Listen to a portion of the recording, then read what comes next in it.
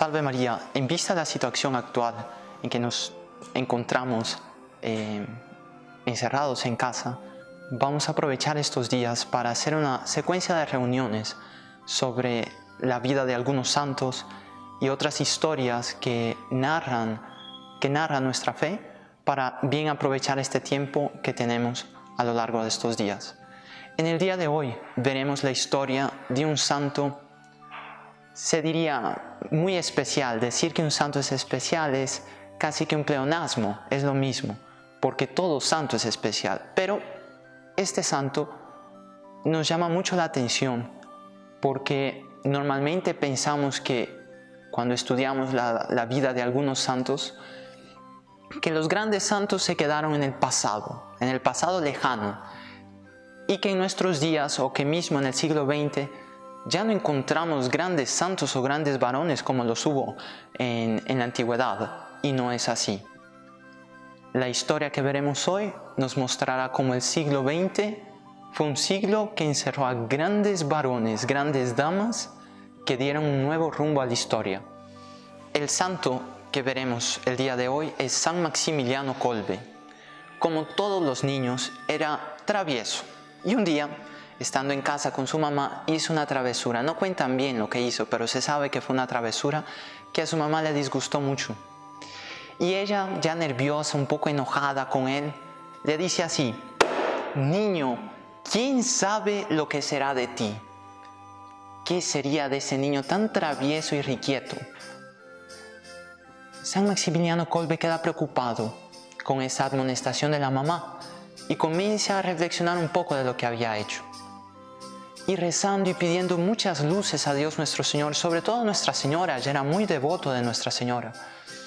Un día Nuestra Señora se le aparece, él estaba queriendo saber lo que sería de él en el futuro, y Nuestra Señora le aparece con dos coronas, la una blanca, la otra roja. Y ella toma la iniciativa de preguntar a San Maximiliano cuál de esas dos coronas él quería escoger. Y Nuestra Señora le pregunta más, si él no querría aceptar las dos coronas. San Maximiliano acepta las dos coronas, ambas muy bellas. Nuestra Señora sonríe de manera muy afable para él y desaparece. San Maximiliano entiende que Nuestra Señora le hace ver, por un lado, preservaría su pureza, por otro lado, él sería ornado con la palma del martirio. Más adelante, en los días que sucedieron a ese hecho, San Maximiliano cuenta este episodio a su madre. Su madre queda muy admirada. Más adelante en la vida de San Maximiliano, él decide entrar en el seminario menor de los franciscanos conventuales con su hermano mayor. Los dos entran, el hermano mayor y San Maximiliano. Era menor de edad, obviamente. Y habiendo entrado en el seminario menor, cuando ya cumple la edad, es enviado a estudiar en Roma. Y haciendo sus estudios de filosofía y teología en Roma, él es polonés, olvidé decirlo antes, nació en Polonia. Estando entonces en Roma estudiando filosofía y posteriormente teología, se da una serie de entrechoques, por decir así, con un movimiento anticlerical muy fuerte en Roma. Él tiene ese rechazo, ese susto por ver tanto odio que se manifestaba a los sacerdotes. Hasta se cuenta que él llegó a estar en una manifestación anticlerical contra el Papa en el Vaticano, donde este movimiento, unas personas un tanto extrañas, portaban un estandarte negro y en el estandarte estaba representado a San Miguel Arcángel derrotado, sobre quien estaba triunfante, Lucifer. Entonces esas imágenes que normalmente nosotros tenemos y vemos de San Miguel venciendo a Lucifer, no, era lo contrario, lo opuesto. Lucifer venciendo a San Miguel. Era este tipo de personas que estaba realizando esos movimientos y esas protestas contra el Papa y contra el sacerdocio en general. Él queda no solo asustado, pero él queda extremadamente contrariado. Y es entonces que él decide fundar la milicia de la Inmaculada. ¿Cuál era la intención de San Maximiliano Kolbe al fundar esta milicia? Ayudar a la Iglesia a combatir sus enemigos, a combatir los enemigos de la Iglesia. Él llega a Polonia y regresando a Polonia, él funda una ciudad que de hecho se trataba de un complejo religioso, un complejo muy grande que San Maximiliano lo supo utilizar para el servicio de la causa de la Iglesia. Incluso se cuenta que este complejo editorial, porque él comenzó a redigir una revista que le llamaba El Caballero de la Inmaculada, este complejo contaba con un parque de maquinaria, una pequeña estación ferroviaria. Incluso él estaba planeando construir un pequeño aeropuerto para recibir aviones y recibir ayuda para mantener a la ciudad, etc. en ese aeropuerto, y además un local para una estación de radiotransmisión. Entonces era un lugar inmenso, llegó a tener 800 monjes en esa ciudad, y en la época de la Segunda Guerra Mundial llegó a tener 3.000 personas allí refugiadas en la ciudad de la Inmaculada. Como podemos ver, él tenía una devoción muy grande a Nuestra Señora. Sobre todo, él sabía que la Inmaculada Concepción, el título de la Inmaculada Concepción, era el estandarte de la victoria de Nuestra Señora sobre sus enemigos, y por eso él tenía mucha devoción a la Inmaculada Concepción. Él no se queda en Polonia, tenía un gran deseo de hacer misiones, de hacer apostolado y de convertir más almas. Entonces viaja a Japón, quería ir para China, pero los superiores no le dejan, dicen que no es el momento. Él, siempre muy obediente, acata la determinación de los superiores y se dirige al Japón. En Japón llega a una ciudad para nosotros hoy muy conocida, Nagasaki. En Nagasaki funda su segunda ciudad de la Inmaculada, pero no la llama ciudad, la llama un nombre un poco más poético, adaptándose hacia los orientales, la llama el Jardín de la Inmaculada. Y ahí mismo comienza también a publicar su revista El Caballero de la Inmaculada, solo que en japonés. Entonces vemos que es un hombre que no para por el servicio de la Iglesia. Hasta se cuenta de él una frase muy bonita, muy interesante. Como podemos ver, era un gran periodista, ¿no? Entonces se dice que él tenía esta frase: como franciscanos practicaban la pobreza, despretensión total para ellos. Pero, frase de San Maximiliano, nosotros con un hábito remendado, utilizando los medios más modernos para el apostolado.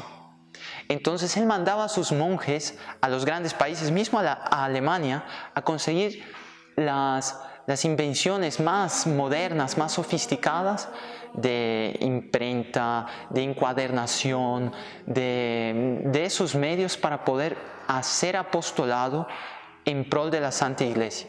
Ese monasterio que él funda en Japón, cuando en 1945 lanzan en Nagasaki, en esa ciudad, la bomba atómica, donde entre otras cosas estaba el monasterio que San Maximiliano había fundado, el Jardín de la Inmaculada, el monasterio después de la explosión permanece indemne, no le pasa absolutamente nada, algo milagroso. Se dice que había una montaña entre el barrio donde explota la bomba y el monasterio, y que la montaña salvaguardó el monasterio, pero realmente es un hecho que también tiene su carácter milagroso y de gran protección de Nuestra Señora. No le pasó absolutamente nada.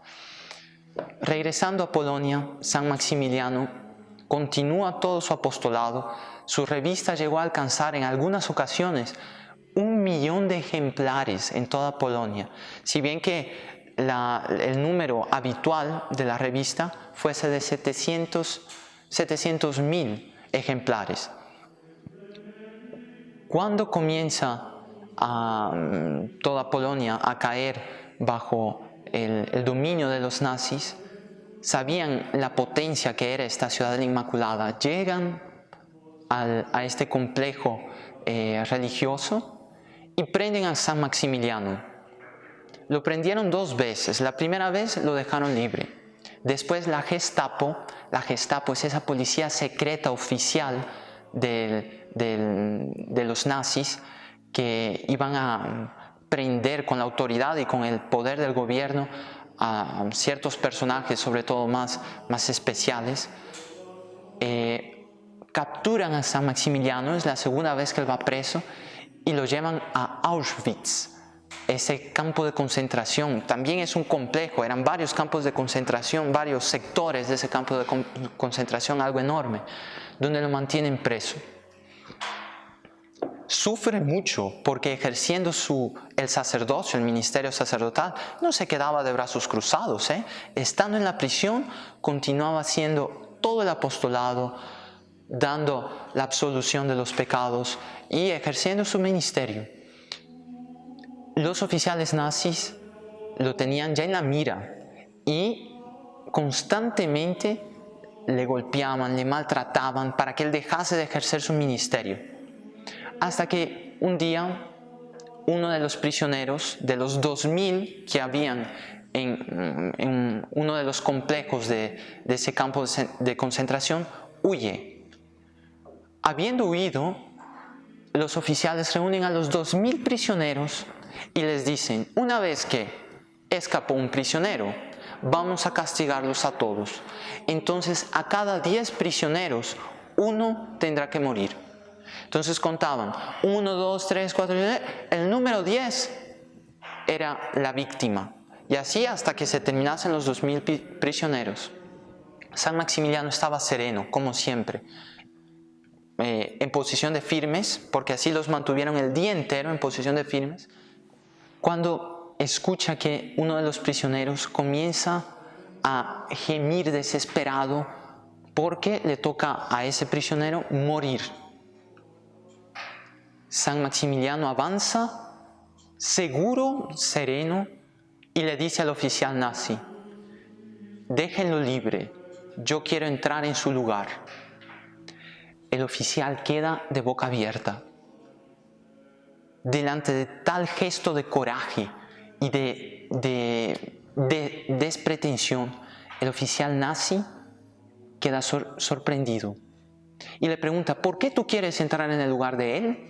¿Por qué quieres morir en el lugar de él? San Maximiliano solamente le responde: porque soy sacerdote y no tengo nada a perder.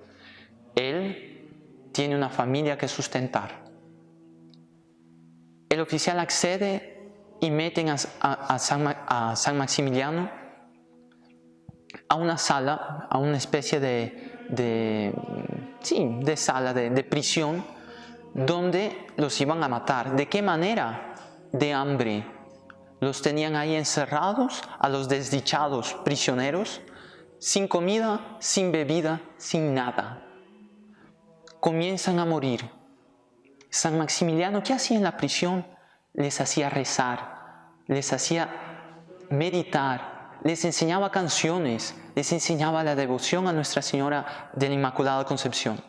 Van muriendo los prisioneros. Siempre, todos los días pasaban algunos, los que cuidaban de esa prisión, para revisar el estado de los prisioneros, y veían que aquel habían muerto. San Maximiliano estaba ahí fervoroso, siempre de pie y haciendo apostolado con los otros. Después de 2 semanas, solo resta un hombre, San Maximiliano. Todos los demás habían muerto. Y San Maximiliano, que ya estaba con tuberculosis desde hace bastante tiempo, por tanto tenía el organismo debilitado, San Maximiliano resiste al hambre y a la sed.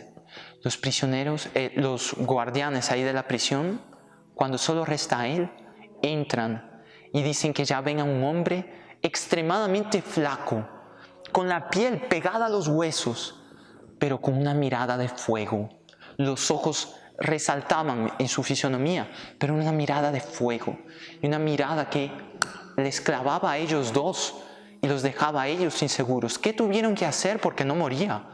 Tuvieron que inyectarle con un ácido mortífero, así lo terminaron de matar. Qué historia enigmática, qué fin misterioso. Este hombre tan activo, que tuvo un apostolado tan amplio, que fundó 2 ciudades en honra a Nuestra Señora de la Inmaculada Concepción, muere así. Es una muerte que deja una interrogación en la historia. El Papa Pablo VI lo declara mártir de la caridad. ¿Por qué? Él ofrece su vida por otro. Pero nosotros vemos que no lo ofreció apenas por ese prisionero. San Maximiliano tenía horizontes amplios, tenía un corazón ardoroso de amor por Nuestra Señora. ¿Cuál habrá sido o cuáles habrán sido las intenciones y el motivo por el cual él quiso ofrecer su vida? Algún día sabremos. Sí, un día sabremos qué fue lo que movió a San Maximiliano a hacer este acto de generosidad y de entrega, de caridad tan grande. Lo que sí es que él nos enseña lo siguiente. Es cierto que él tuvo durante toda su vida un gran deseo de combatir los enemigos de la Iglesia y de trabajar por la conversión de los pecadores. Esa era su real intención. Pero él muere aparentemente frustrado en su empeño, en sus deseos. Muere en una prisión. ¿Por qué?